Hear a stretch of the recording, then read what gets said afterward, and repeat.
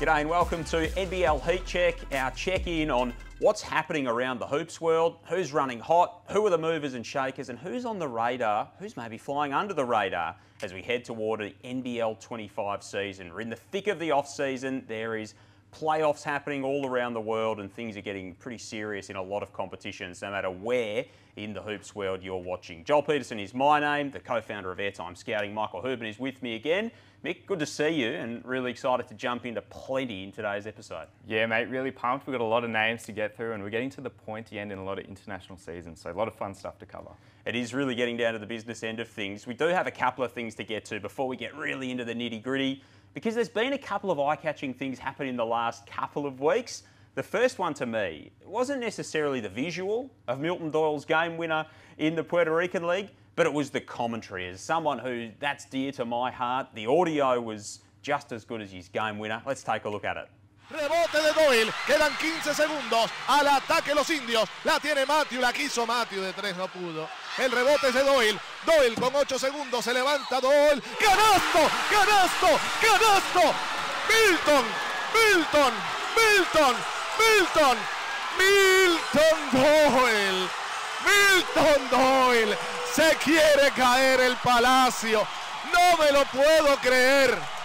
No me lo puedo creer. Yeah, the best thing about it, I don't know whether we can find that commentator's name, get them on the show. I'd love to know who it was, and I need a couple of tips from that particular play-by-play commentator, because that was such good fun. In the Spanish League, Brad Newley, of course, retired from Melbourne United in recent times. He's sort of making his way into his post-basketball career at the moment. He got flown over to Gran Canaria to be elevated into their Hall of Fame. That's no mean feat. Yeah, really special moment for Brad. Obviously spent the peak of his career over in Europe and this was the biggest day for him. Had a major role on some ACB teams, and how special, particularly with his family there as well, to be adored by his old fan base and to share that moment. A really nice way to sum up his career. Yeah, one of the great Australian basketball careers when you consider his impact overseas and then what he was able to do domestically and for the national teams as well. Just keeps the honours keep continuing for Brad Newley. Alex Madronya, of course, he spent a couple of seasons with a number of NBL teams now. He's playing for Cairns in the NBL 1 at the moment. He had a game winner in recent times as well. Yeah, another big shot, another clutch moment from Alex Madronya. He sized the guy up, hit the big three, and it capped off a really big game for him, 29 points. So a fantastic game for Alex. Yeah, we know that he's explosive. He can get going at the best of times, and he certainly displayed it there. And speaking of big games, there's no bigger game player in Australian basketball than the GOAT, Lauren Jackson, who is doing unbelievable things for the Albury-Wodonga Border Raiders. 50 points at the weekend. Double-doubles in every game. The numbers are absolutely off the charts, but just continues to deliver in a huge way. Yeah, absolutely mind-boggling. It is not talked about enough what Lauren is doing at 43 years old. It's absolutely incredible, and I think it speaks to Lauren's passion for the game. It speaks to her timelessness as a player, of course, and I think the longer we have her on the hardwood, the better it is for Australian basketball, because it's inspiring stuff. Yeah, I think they're 11 and zip at the moment too, Albury-Wodonga, so they're dominating up there in that NBL 1 competition at the moment, doing some great things. So that's a bit of stuff, a collection of what's been happening around the place. Next, we'll jump into the nitty-gritty of who's doing what and where.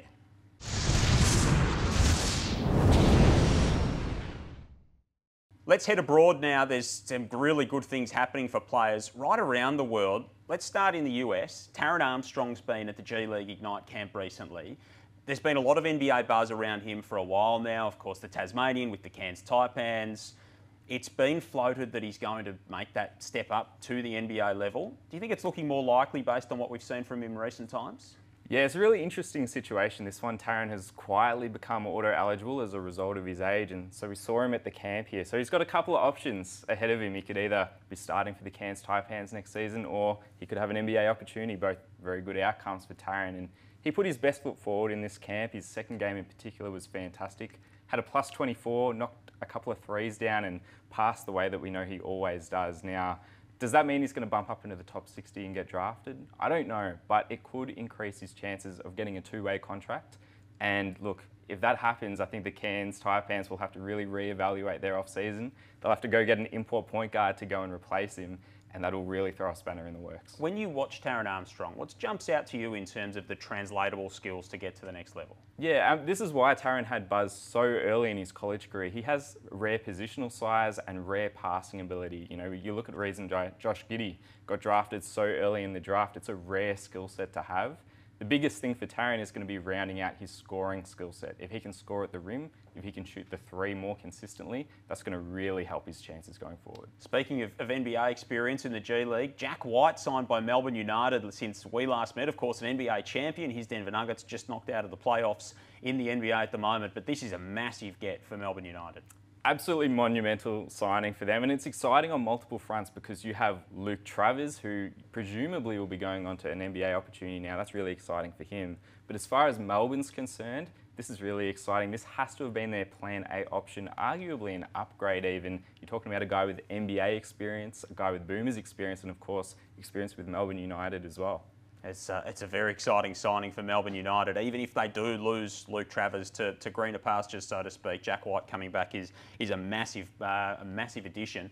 Brisbane Bullets have announced their new import signing as well. Keandre Cook comes to the roster. What can you tell him about him? Yeah, really interesting signing. This, in a way, is kind of the new Chris Smith signing, and I say that in the sense that they're looking for a sharpshooter off the bench. Now, the numbers are really good in Germany. It's not the greatest league in the world. He has played in lower leagues prior to this point as well. So the big question mark is going to be, how can he translate to a stronger competition like the NBL? But you look at the tape, he's an elite shooter. He's shot in not just above 40%, above 45% in most of his destinations thus far. And the other thing that pops on the tape is he's an exceptional athlete as well. So he's going to get out in transition, finish above the ring.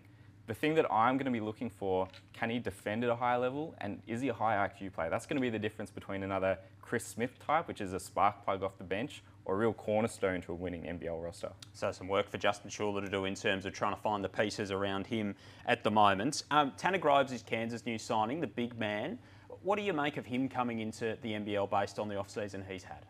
Yeah, another guy that has been playing in Germany, and look, the numbers don't stand out to you. He averaged 8 and 6, but I think we need to look at the lens with which we're observing him. Now, on paper, there's not a whole lot to be seen on the highlights. He is not, a guy that's going to be jumping out of the gym or standing out in that regard.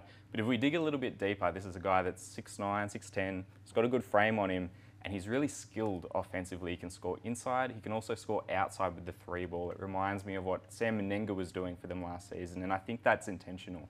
If you think about Taran running the point guard, he is a fantastic passer. He's not a fantastic floor spacer yet. So being able to invert the floor with two shooters, Wardenberg and Groves in the front court, makes a lot of sense with that fit. And we can see that he's got significant overseas experience, and he comes into the NBL and immediately takes the title for the best facial hair in the competition, the most intimidating beard, which is a very important title to have depending on how you look at things. Hey, let's talk about the Puerto Rican League. This is a really interesting competition. We're seeing increasing numbers of NBL players heading over there.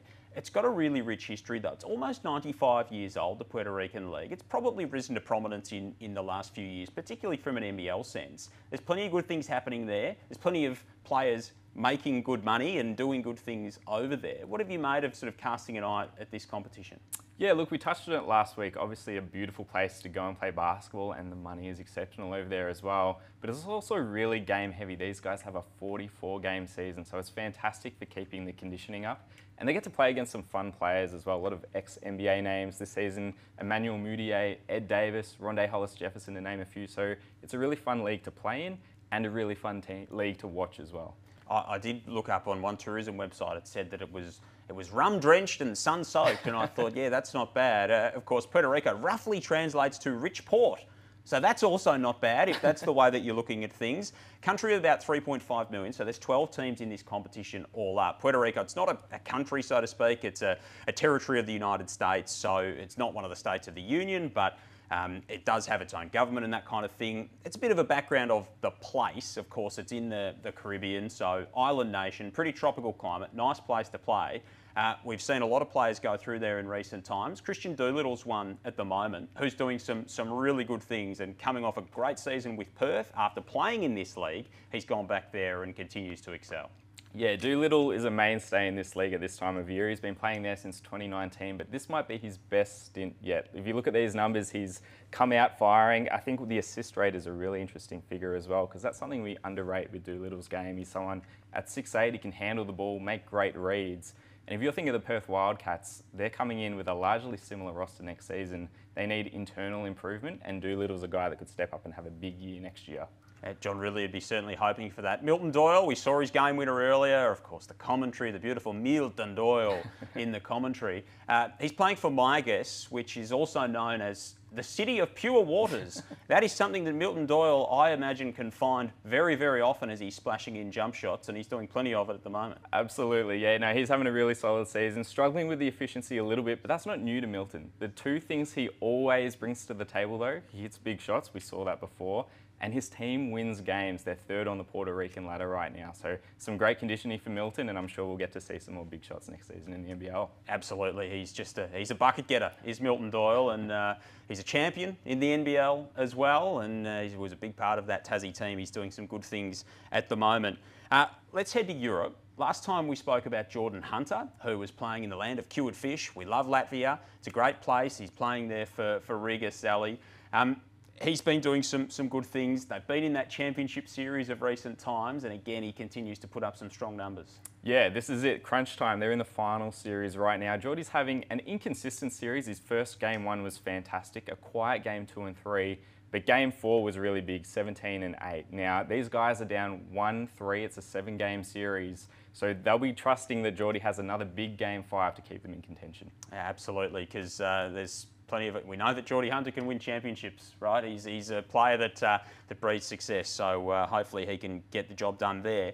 As we sort of cast our eye towards some of the leagues, and we'll try and give you a sense of, I guess, a bit of the background of some of these leagues. The new BAL league in Africa is one that's growing at a pretty rapid rate. There's some strong connections between our part of the world and that part of the world with a lot of South Sudanese players. We've got Jolo Alachul over there at the moment, Majuk Deng over there at the moment, playing for the same team.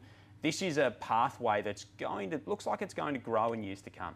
Yeah, it's a really interesting initiative, the BAL, obviously a very new league. And if you think about the African diaspora that have influenced basketball over the decades, you think of the African American population, the Greek freak from Nigeria, Giannis, Joel Embiid, and then, of course, the South Sudanese population in Australia. They've had a massive impact, but there hasn't been a lot of internal growth and players come through the region itself. So that's where the BAL comes in. You think of the NBL thriving and how it impacts the grassroots here in Australia. The same applies over in Africa. It's going to inspire the next generation. It's going to create professional opportunities, and that's why guys are jumping at the bit to be a part of it. Can we get a little bit of love for Hakeem the Dream in there as well, of course? Yes. So we know that these two are applying their trade there at the moment. They'd both be pretty intimidating prospects to come up against. Yes, absolutely. Joe Lawal-Achul in particular is having a massive season. He is the leading scorer in the league right now, probably the MVP frontrunner as well. So big shout out to JLA, and his teammate Majuk Deng, obviously from the Tassie Jack Jumpers, is a really fun front court combo. With that South Sudanese connection, of course, there's so much representation from sort of NBL circles in the national team. We saw that at the World Cup last year, which was such a great story. A lot of players have been named in a squad sort of going forward for the South Sudanese team too in an Olympic year. It's a pretty exciting prospect to see some of these guys to continue to develop and get that opportunity. Yeah, this is seriously cool. Obviously, there's a pride in going and playing basketball in the BAL, but there's also a pride in going and representing South Sudan on the biggest stage, the Olympics, right? So there are 18 Australian South Sudanese players a part of this larger selection squad that they've appointed. Now, how many will be on the final team, we're yet to see, but it's a really exciting story. I think of Duop Reith and what it means to have him on the Aussie Boomers. I think in terms of representation and diversity, that's really special and really impactful. But likewise, being able to go and represent South Sudan at an Olympic Games, no less, that country's had a short history, a tumultuous history, but being able to unify this country as one and have them something to get behind as one country is really exciting stuff. And we know that the Olympics are so good for that in terms of bringing sports and communities together a little bit more. Let's jump on the plane to Asia now. Xavier Cooks and Mitch Creek, they're front runners in this league in terms of MVP considerations always. They're in playoffs at the moment for their respective teams as well in China and Japan. Yeah, look, guys, both in very different situations. Mitch is through to their final series. Unfortunately, he's not playing a lot. We touched on this last time around. Unfortunately, his team is just stacked with import talent. Those minutes are hard to come by and the rotation really gets crunched. They're down 3 games at the moment, so it's going to be really hard for them to come back. Xavier Cooks, unfortunately, his team didn't get through the semi-final series, but Xavier had a big game in his last final game. So despite the loss, he's still in really good form. If you're after a little bit more of an explainer on how those CBA, the Chinese Basketball Association input rules work, you can go back and see episode 1 of Heat Check, where Mick gives us a great explainer as to how that works with import restrictions and minutes and so on. Mango Matiang has wrapped up playing in Israel. Of course, there's a bit of intrigue as to where he might land from an NBL perspective. What did his season do for his stocks, do you think? Yeah, look, you look at his season in New Zealand, he improved as time went on, and I think this is him continuing that improvement in form. He's averaging a double-double in a good league, a league he's played in before, and I think that has to give him confidence. He's obviously looking for a new NBL deal, and I think this is going to help his stock a lot. Is there an NBL team that should be looking at Thon Maker? You know, again, another who's had sort of high-level experience. Is there a potential landing spot that you see for him? Yeah, really fun name, right? I'm going to put my fan hat on for a second here. I've got a bit of an agenda. I want to see Thon in the NBL. Now, we haven't seen him over the past few years. He was playing in the CBA this season. His team didn't make the CBA finals. He had less minutes this season as well. We can thank those pesky import rules for that. Now he's in Lebanon, and to his credit, he's won the West Asian Super League Championship. They've just won the Lebanese Championship as well. He's had some massive games. He's playing really well. But I want to see him on a bigger stage. I want to see him in the NBL. Now, a lot of local spots are locked down, but I think there's one fit remaining. I saw Jack White signing at Melbourne United. I think that could be a fantastic complement in the front court. Jack does all the dirty work down low. Thon is a bit more of a perimeter presence in the way that he plays his offensive game. Now, the big caveat's money. Can they find a reasonable sum to agree upon? But I think in theory, this could be a really fun fit, and I think this might be the year we could maybe see him in the league. That would be very, very exciting indeed if we can see Thon Maker and Jack White maybe in the same front court. On the same token, Brock Modem's a name that comes up in these discussions pretty often. Again, we can see there he's doing some good things in Japan, albeit in the second tier there. Do you see a path back to the NBL for Brock? I definitely think there's a chance. And yeah, we should contextualise these numbers. They are some significant numbers, but they are in the B2 league. With that being said, he was a top 5 scorer in this league. He's only 1 year removed from putting up similar numbers in the B League, the first division league. So Modem's still got it. I know he's 33, but he could still be an impact starter at the NBL level. Again, it comes down to money. These Asian leagues have a lot of money, and he's eventually going to have to compromise between the money he can earn and an NBL situation. Now, in terms of an NBL fit, I think there's one team remaining. That could be the Adelaide 36ers. They got DJ at the 2, they got Isaac at the 5. I think Brock would fit in perfectly there. So if they want to take a punt, that could be a really fun fit. Might be time to pick up the phone and give Brock Modem a call to bolster that Adelaide 36ers roster.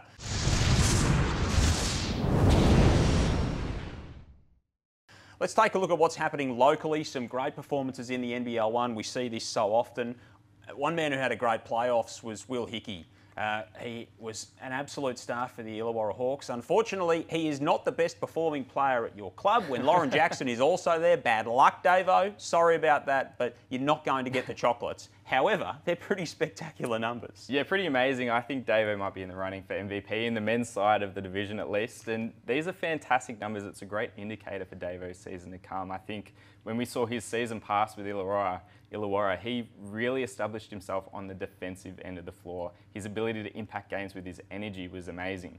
But to take that next step, he needs to be a better offensive player.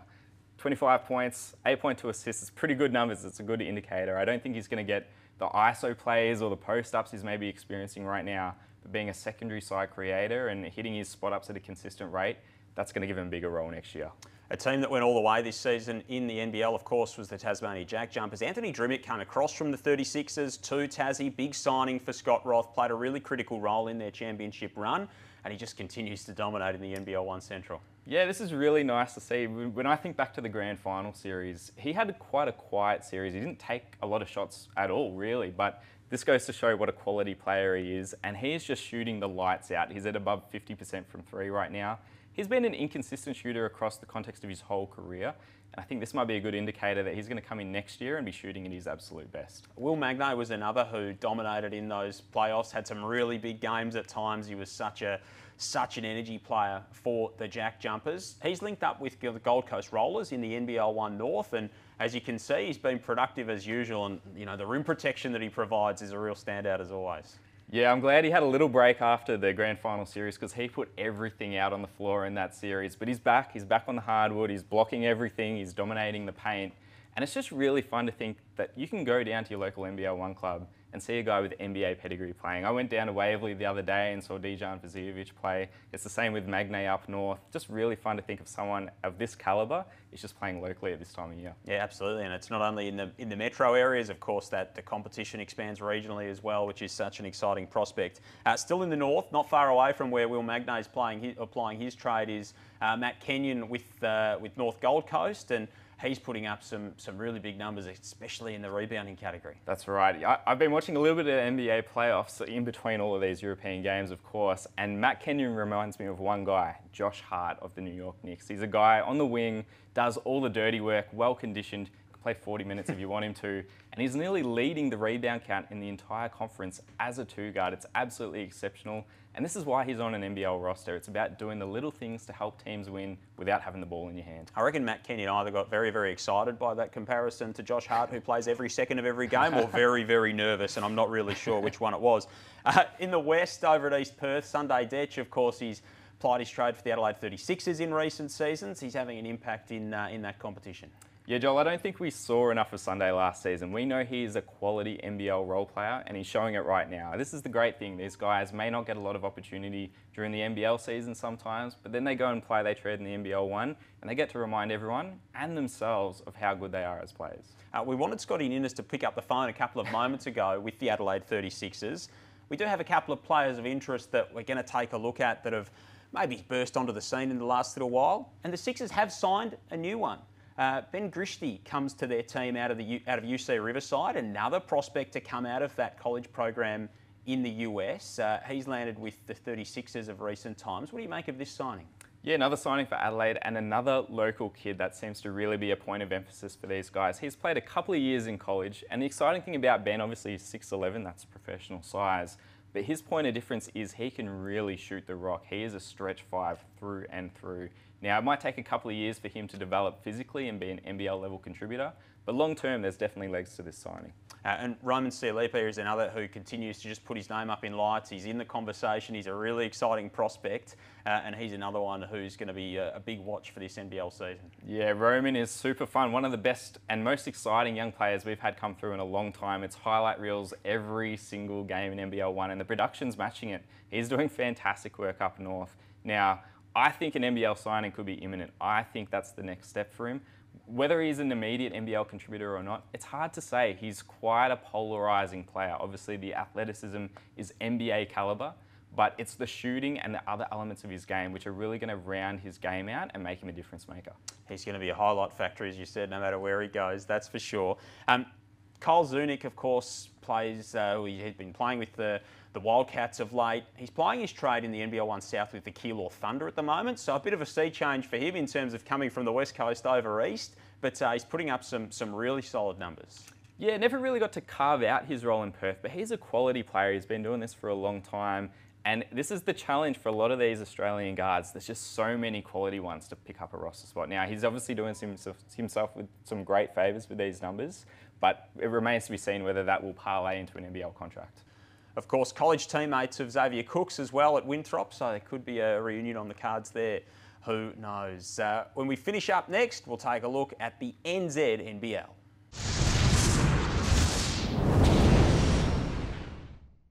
Let's head across the ditch to finish here on NBL Heat Check. The NZ-NBL continues to be a competition that's really exciting. There's players doing some really good stuff.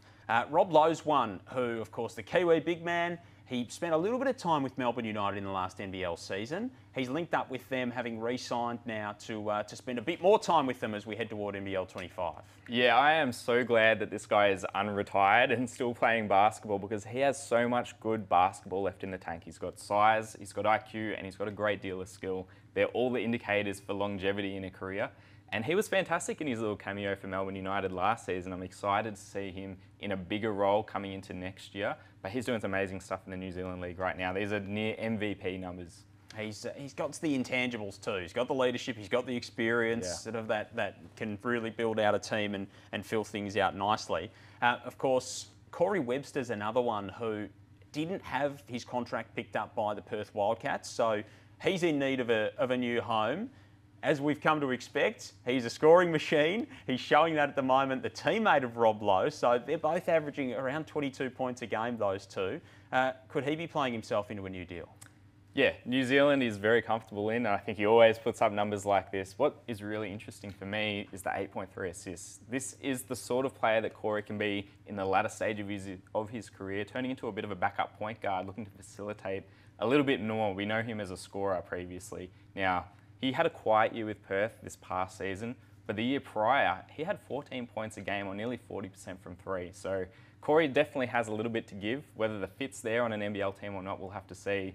But it's really exciting to see what he's doing right now. I really like rounding the show out this way. You had the fan hat on earlier. I'm going to take it off you. I'm going to put it on because Lockie Olbrich, he is firmly in my stable. He's right there with Ben Henschel. I love the way that he goes about his business. He's over there at the moment for the Canterbury Rams, who are coming off a championship in the NZNBL.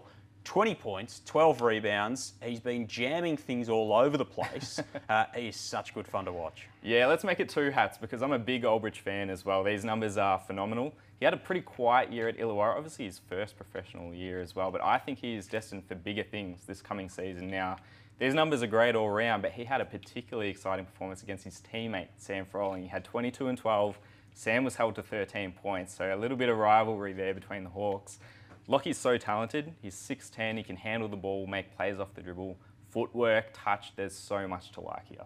The NBL 1 Central Finals MVP of last season, of course, as well. So he comes with some big pedigree, and who knows, he might be playing himself into a bigger role in the coming NBL season. That's what it's all about. That's why everyone's out there at the moment plying their trade to try and find their way either onto a roster or into a bigger role. And that's why we've got Michael Houben here, who's the best in the business in analysing all of that. Mick, great to get your thoughts. What are you looking forward to watching in the next little while? Is there anything that you've really got your eye on in the coming days that you're looking forward to keeping an eye across? Yeah, look, I'm not going to lie to you. I'm going to be glued to the Latvian series. Geordie Hunter, he's got to get some extra silverware for me. Let's see it happen. All right, and you can serve up a nice dish of cured fish on that silverware as well. Thanks for your company here on NBL Heat Check. We'll be back with you next time.